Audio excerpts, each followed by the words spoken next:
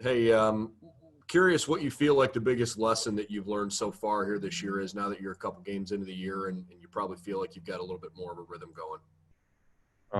So I guess I would say the biggest lesson is just to keep swinging.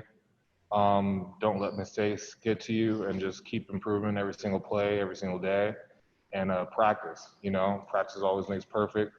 And the way that we practice, there's a certain way that we do everything, and that's going to prepare us for us going into Saturday. So the way we practice and train and prepare through film study and everything like that is very big in terms of what we do on the field on Saturday.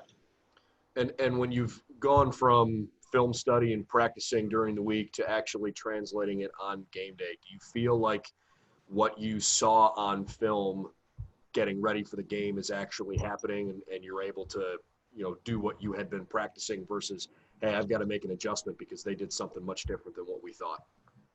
Every single team is going to always bring in something different against us coming into the game.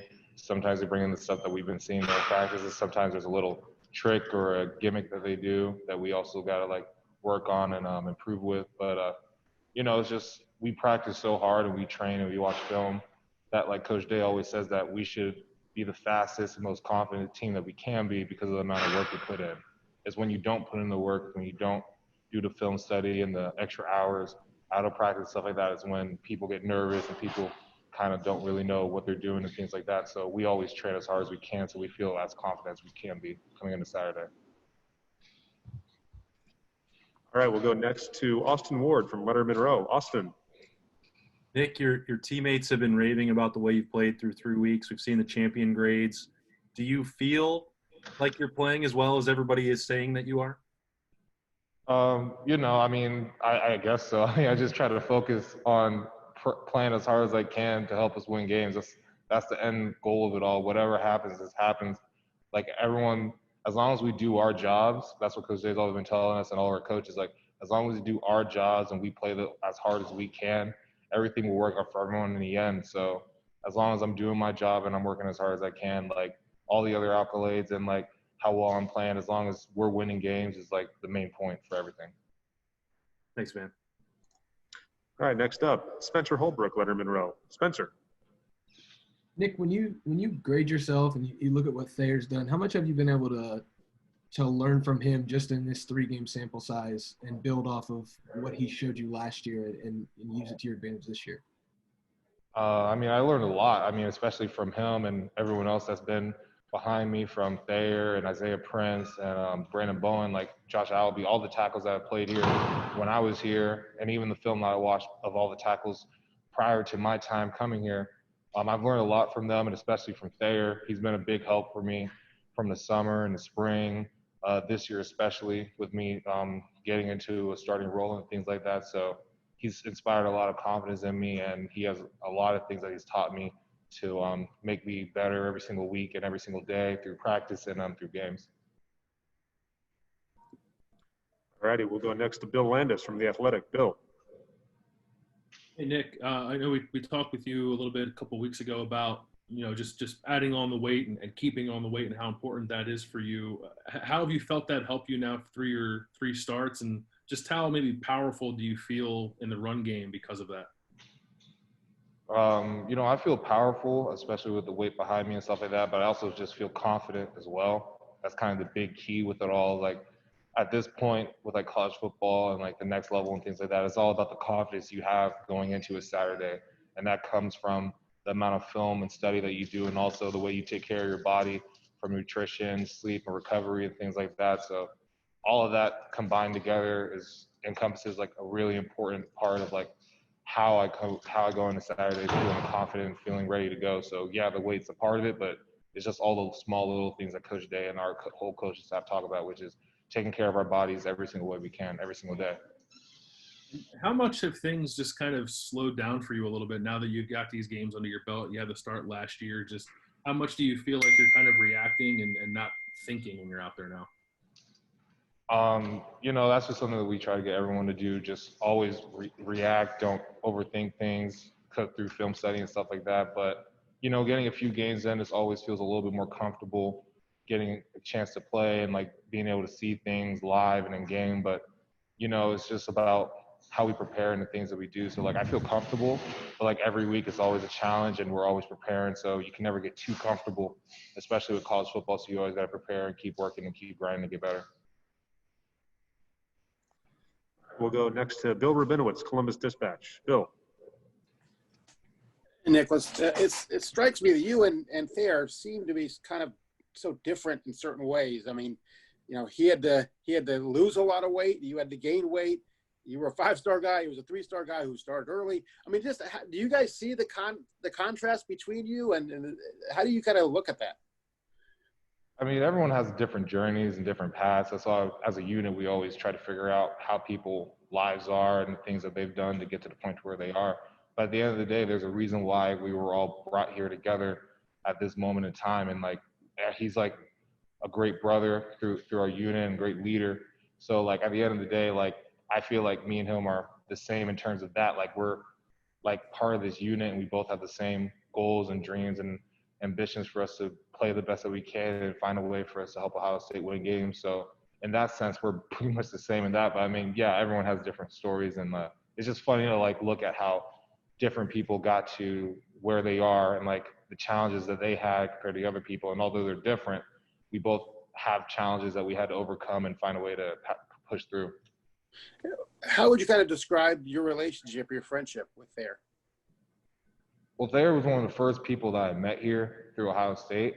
And he kind of like took me under his wing, especially when I first got here, because he saw me as like a little brother kind of deal, like someone that was kind of going through everything and trying to learn the offense and trying to get comfortable with Ohio State. So he's been like a big brother to me, just teaching me everything. And it's even funny that he's actually, I think, 2 or 3 days younger than me, technically. But he's been here, and he's like one of the old guys here, like one of the old heads. And I'm looking to him like he's like, you know, like he's a guy that's been here forever, and I can learn so much from him. But it's technically he's actually slightly younger than me. So it's just funny to look at it that way, you know? All right. Thanks, Nick. All righty. We'll go next to Nathan Barrett from Cleveland.com. Nathan. Hey, Nick, what impresses you the most about Jeremy Ruckert as a blocker? He's one of the more physical blockers that we have here. I mean, as you can see throughout the games, he's been finishing people all across the field, doing extra effort plays whenever a pass is off, trying to get an extra block. That goes along with all of our wide receivers and tight ends that we have. Like we have a great group of guys that do the extra effort plays even when they don't get the ball at times, and even when they do have the ball, they run hard, and like everyone just understands that sense of like, even though I don't have the ball, everyone works hard. So I think just like our skill group, from our running backs, wide receivers, and tight ends, they all share that sense of no matter what we do, they're going to play as physical and hard as they can. And Jeremy's one of those people that you could see it every single day and every single practice, and especially on game days, he just puts it all out on the line. All right, we'll go next to Dave Biddle from 247. Dave. Thanks, Mike. Hi, Nick. Coach Day said that you're one of the most improved players on the team from last year until this year. You've touched on this a little bit, but what has enabled you to do that? Is it the confidence? Is it the weight gain, the strength? I'm sure it's a combination of everything, but what's kind of enabled you to be such an improved player this year? I mean, I think you probably hit it on the head right there. It's just everything's just been going right for me. It's just been on an upward slope, from weight gain to learning the offense better through watching a lot more film. That quarantine break that we had to even get even more chances to watch film and things like that. And then just getting a chance to play and go through fall camp and everything. It's just a whole encompassing feeling of just getting more confident in every single facet. And it's just kind of culminated together to where I am right now. So it's just everything kind of pushed together. Just a quick follow-up. When you reported in, I believe, June of 2018, do you remember how much you weighed then? And how much do you weigh now? I think I weighed 265 that June. And now I'm weighing 312, 313. Thanks, Nick. I appreciate it. All righty.